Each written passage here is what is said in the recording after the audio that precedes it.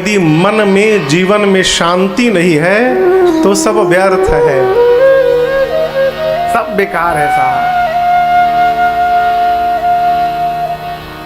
घर में रुपया बहुत हो जाए तो बिना टिकिया खाए रात को नींद नहीं आती। हाँ, फुटपाथ पर सो जाते हैं अखबार बिछाकर, मजदूर कभी नींद की गोली नहीं खाते।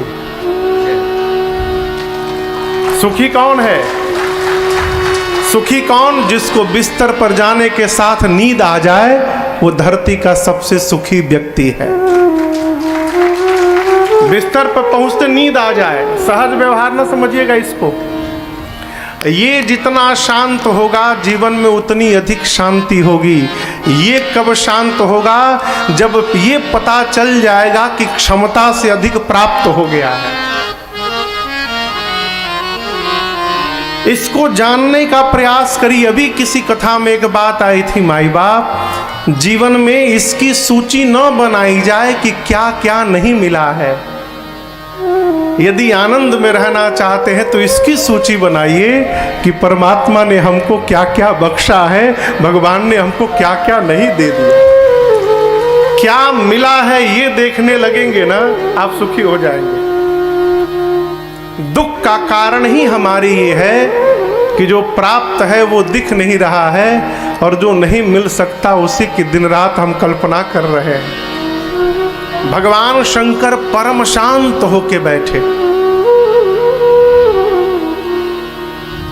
पति परम शांत होकर बैठ जाए तो पत्नी को बड़ा आनंद आता है। क्यों? जानती है कि ये उचित अवसर है, इस समय जो मन की बात है कही जा सकती है। कल्पना करिए पति घर में रात को आए बाहर से,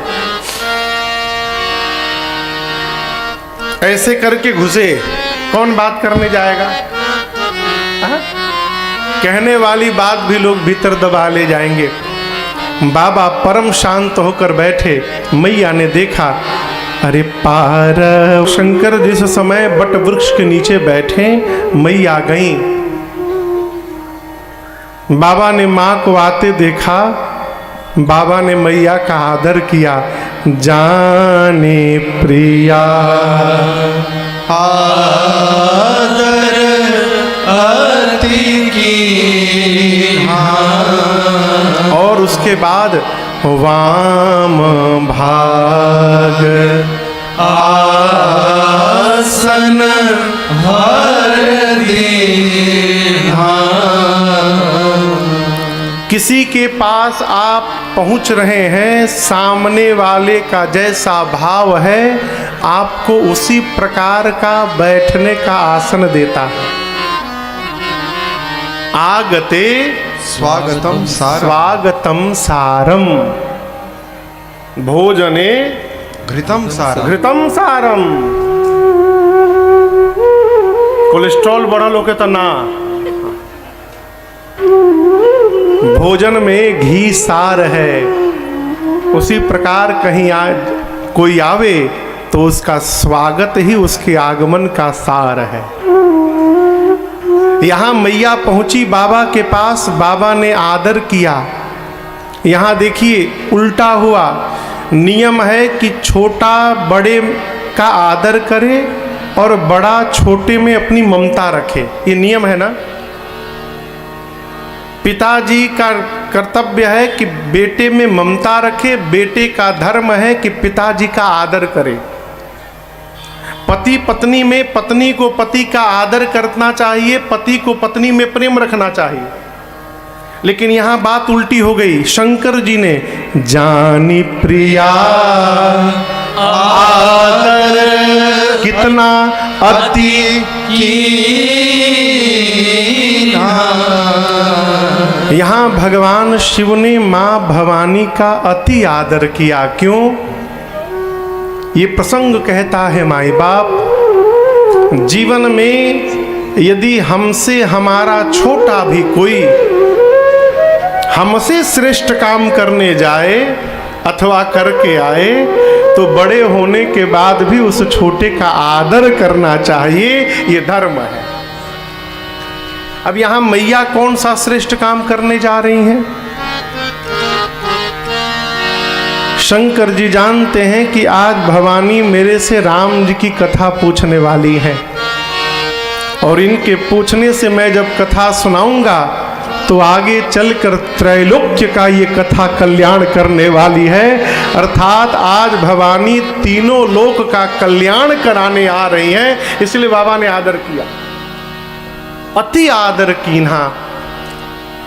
वाम भाग में मैया को प्रभु ने आसन दिया है। शंकर जी ने कहा, देवी आप कुछ कहना चाहती हैं? मैया ने हाथ जोड़कर कहा, प्रभु आप विश्व के नाथ हैं, आप भवानी के भी नाथ हैं।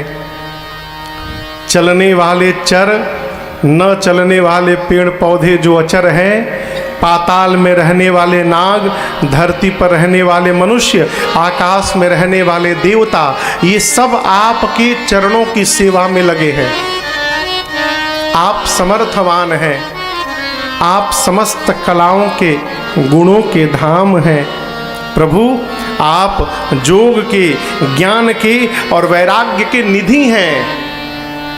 आपकी शरण में आ जाने वालों के लिए आप नहीं, आपका नाम ही कल्प वृक्ष बन के खड़ा रहता है। प्रभु यदि आप सत्य में पार्वती को अपने चरणों की दासी मानते हैं तो नाथ आज मेरे भ्रम को आप समाप्त कर दीजिए।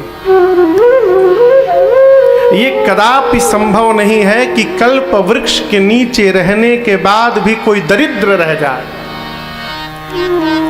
ये संभव है क्या कि कल्प वृक्ष के नीचे कोई बैठा है और दरिद्र है? उसी प्रकार प्रभु जैसे कल्प वृक्ष के नीचे रहने वाला दरिद्र नहीं रह सकता, तो आपके चरणों की दासी होने के बाद मेरा भ्रम क्यों नहीं समाप्त हो रहा है? नाथ आप इसको समाप्त करिए। शंकर जी ने कहा, आपको भ्रम है देवी? मैया ने कहा, प्रभु ये अब का भ्रम नहीं है, पीछे वाला ही भ्रम अब तक बना हुआ है। पिछले जन्म में जो भ्रम उत्पन्न हुआ, शरीर बदल गया लेकिन भ्रम समाप्त नहीं हुआ। लेकिन तब की स्थिति आज की नहीं है। तब तो मैं आपसे विवाद कर रही थी, आज मैं आपसे संवाद करना चाहती हूँ नाथ। शिव जी ने पूछा, आपका भ्रम क्या है? माँ ने 4 बातें कही। पहली बात, प्रभु जो मुनि लोग परमार्थ पथ के पथिक हैं वो राम जी को ब्रह्म बताते हैं। दूसरी बात, शेष सरस्वती वेद पुराण सब राम जी की लीला का गुणगान करते हैं।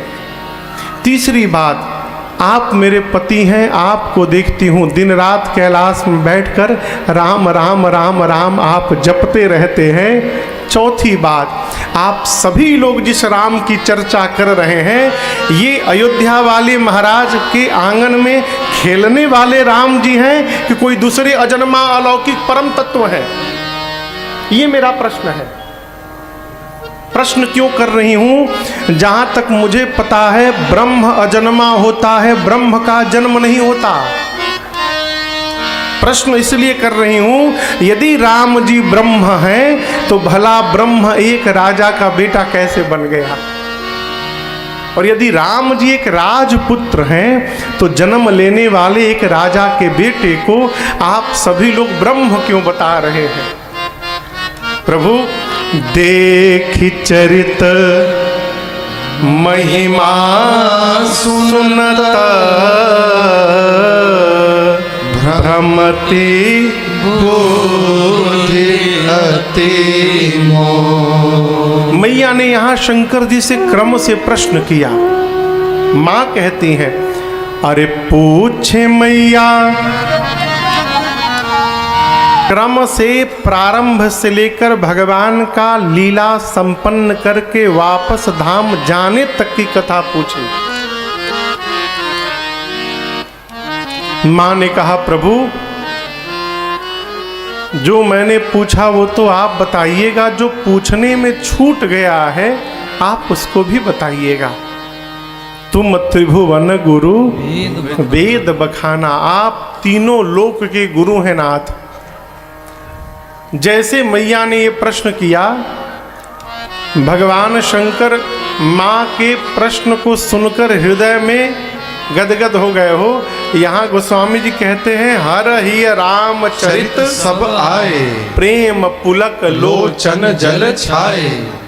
जैसे मैया ने प्रश्न किया, प्रश्न सुनकर भगवान शंकर के हृदय में पूरा का पूरा रामचरित्र अवतरित हो गया। नेत्र से प्रेम के अश्रु निकल पड़े, शरीर का एक एक रोम पुलकित हो गया। श्री रघुनाथ रूप उर आवा, परमानंद अमित सुख पावा।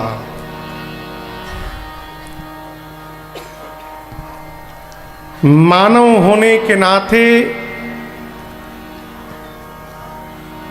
एक बात का जीवन में सर्वकाल चिंतन विचार करते रहना चाहिए कि कौन वो जीव है जो हमको भगवान के निकट लेके जा रहा है।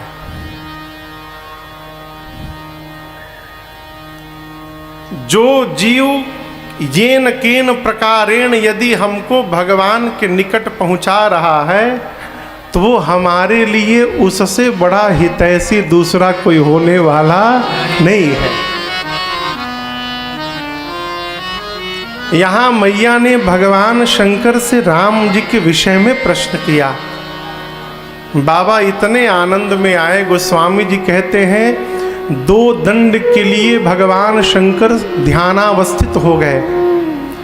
मगन ध्यान रस दंड जुग पुनि मन बाहिर की। उसके बाद रघुपति चरित महेश तब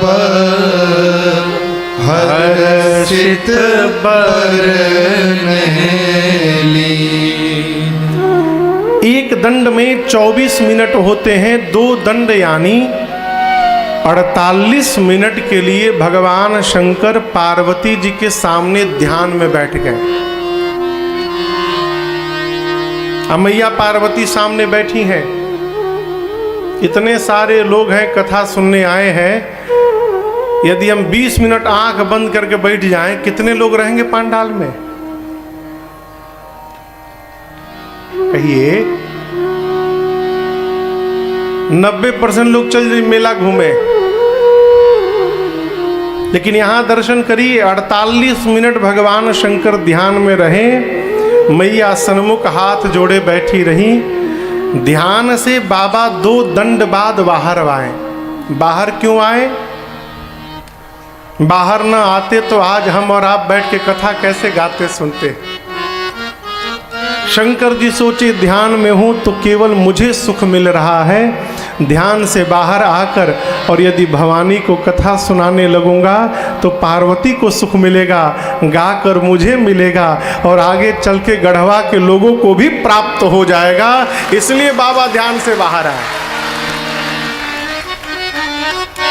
जगत को सुख देने के लिए बाबा ने आज यहाँ मानसकार कहते हैं, गोस्वामी जी ने 2 बार धन्य कहा और पार्वती जी का नाम भवानी पार्वती नहीं कहा, क्या कहा? गिरिराज कुमारी। इसका अर्थ है शंकर भगवान पहला धन्यवाद माँ भवानी के पिता हिमांचल जी को देते हैं। गिरिराज आप धन्य हैं, और दूसरी धन्य आप हैं उनकी कुमारी। क्यों? आपके पिताजी पर्वत हैं। और देखिए मानस का सिद्धांत कहता है जिसका जीवन दूसरे के लिए हो वो जीव संत है। तिलक लगा लिए, कपड़ा रंगा लिए, चुटिया बढ़ा लिए तो हम संत हो जाएंगे, जरूरी नहीं हो सकता ठग हो। संत कौन? पर उपकार बचन मन काया, संत स्वभाव संत सहज स्वभाव खगराया। पर उपकार, पर यानी दूसरे का उपकार। अभी पर में भतीजा, भगिना, भाई, चाचा, चाची नहीं आते। एक आदमी मिला, कहा महाराज हम खूब परोपकार करते हैं। क्या किया भाई? भतीजे की नौकरी लगा दिए, भगिना को सेट करा दिए, भाई को दुकान खुलवा दिए। महाराज जी ने पूछा, इसको भी तुम परोपकार में लिख के रखे हो? ये परोपकार नहीं है, ये तुम्हारा कर्तव्य है। फिर महाराज परोपकार क्या है? वो व्यक्ति जिससे आपका कोई संबंध नहीं, जो न आपको जानता है न जिसको आप जानते हैं, ऐसे किसी व्यक्ति का यदि आप हित कर रहे हैं तो आप परोपकार कर रहे हैं, आप परहित कर रहे हैं। ये परहित है। संत कौन? जो मन से, वचन से और कर्म से तीनों प्रकार से परहित में लगा हुआ है, वो जीव संत है। वो कोई भी हो सकता है। और आप दर्शन करिए, संत की श्रेणी में कौन कौन आता है? संत बिटप सरिता गिरी धरनी, आगे परहित हेतु सबनी के करनी। संत के जैसा कौन है? तो बिटप, बिटप यानी वृक्ष। वृक्ष में फल लगता है तो वृक्ष उस फल का स्वयं भोग नहीं करता। कौन करते हैं? दूसरे लोग। वृक्ष पर तो जो पत्थर मारता है, वृक्ष उसको भी अपना मीठा फल देता रहता है। ये संत का लक्षण है। बिटप, सरिता, सरिता यानी नदी। नदी का जल नदी के उपयोग में आने वाला नहीं है। नदी का जल सदैव दूसरे के उपयोग में आता है। संतत्व है। संत बिटप सरिता गिरी, गिरी यानी पर्वत। पर्वतों पर जितने रत्न हैं, वो सारे रत्न पर्वत के काम नहीं आते, हमारे आपके काम आते हैं। इसलिए पर्वत भी संत की श्रेणी में है। और आगे है धरनी यानी धरती। धरती में एक दाना डालिए तो धरती मैया 100 दाना बनाकर हमको आपको वापस कर देती हैं। ये संत का स्वभाव है। यहाँ शंकर भगवान कहना चाहते हैं, देवी आपके पिताजी हिमांचल जी पर्वत हैं, अस्तु वो संत स्वरूप हैं, दूसरे के उपकार में लगे रहते हैं। और जैसन काकर वैसन बिया, जैसन माई वैसन दिया। हिमांचल जी महाराज की आप बेटी हैं तो पिता का स्वभाव, पिता का सद्गुण आपके भी जीवन में दिख रहा है। आज आपने परोपकार के लिए मेरे से प्रश्न किया, इसलिए आपको भी धन्यवाद है। धन्य धन्य गिरिराज कुमारी। जीवन में जो भी आपको भगवत स्मरण दिलाए माई बाप, उसको धन्यवाद दीजिए। जो भी भगवान की याद दिलाए, जैसे दिलाए, जो आपको मोटरसाइकिल पर बैठा के कथा पंडाल में लाया होगा ना, कथा के बाद उसको हाथ जोड़कर थैंक यू बोलिएगा। लेकिन पहुंचा दे घरे ओकरी बात बोलिएगा।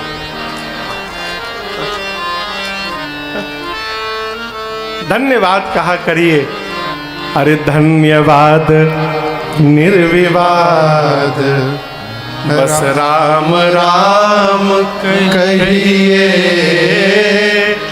जाहि विधि राखेरा वाही विधि रहिए। शंकर जी ने कहा, देवी आपको धन्य है। धन्य धन्य गिरि राजकुमारी तुम समान नहीं को उपकारी। देवी, आज त्रैलोक्य में आपके समान शंकर पर उपकार करने वाला दूसरा कोई नहीं है। माँ ने पूछा,